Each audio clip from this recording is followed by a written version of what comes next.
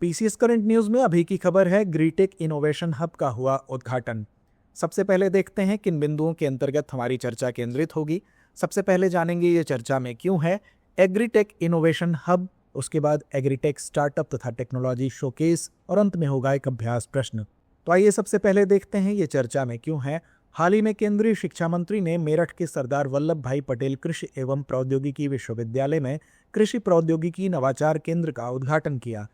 इस पहल का उद्देश्य किसानों को आधुनिक तकनीक, आर्टिफिशियल इंटेलिजेंस और डिजिटल इनोवेशन और स्मार्ट खेती से जोड़ना है, जिससे किसानों की आय बढ़े और टिकाऊ कृषि को बढ़ावा मिले।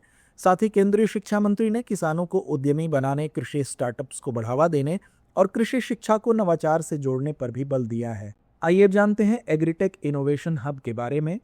यह हब आईआईटी रोपड़ की तकनीकी साझेदारी में स्थापित किया गया है, जिसमें आईओटी सक्षम सेंसर, स्मार्ट सिंचाई प्रणाली, स्वचालन तकनीक और real time data analytics platform जैसी सुविधाएं शामिल हैं। इसका उद्देश्य किसानों, शोधकर्ताओं, स्टार्टअप्स और राज्य कृषि विभागों को एक सहयोगी मंच प्रदान करना है, ताकि क्षेत्र विशिष्ट और स्केलेबल समाधान विकसित किए जा सकें।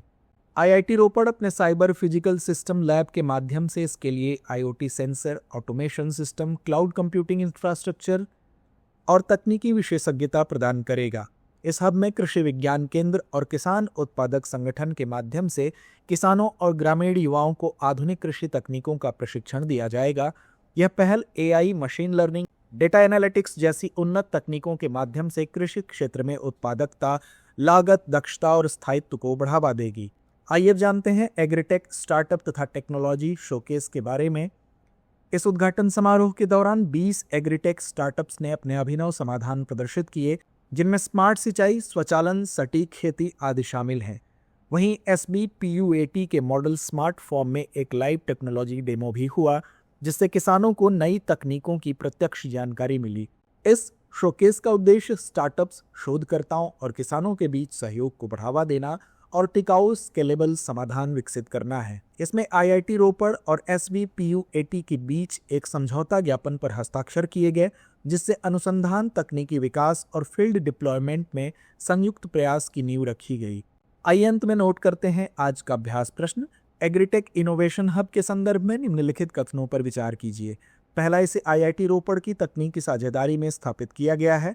दूसरा, इसका उद्देश्य किसानों, शोधकर्ताओं, स्टार्टअप्स और राज्य कृषि विभागों को एक सहयोगी मंच प्रदान करना है। उपर्युक्त में से कौन सा या कौन से कथन सही है या है? विकल्प ए केवल एक, विकल्प बी केवल दो, विकल्प सी एक और दो दोनों, या विकल्प डी ना तो एक ना ही दो। तो इस प्रश्न का जवाब कमेंट बॉक्स में देना ना भूलें। धन्यवाद। डियर व्यूअर्स, अपने एग्जाम की तैयारी को और बेहतर करने के लिए हमारे चैनल को लाइक, शेयर और सब्सक्राइब करना न भूलें।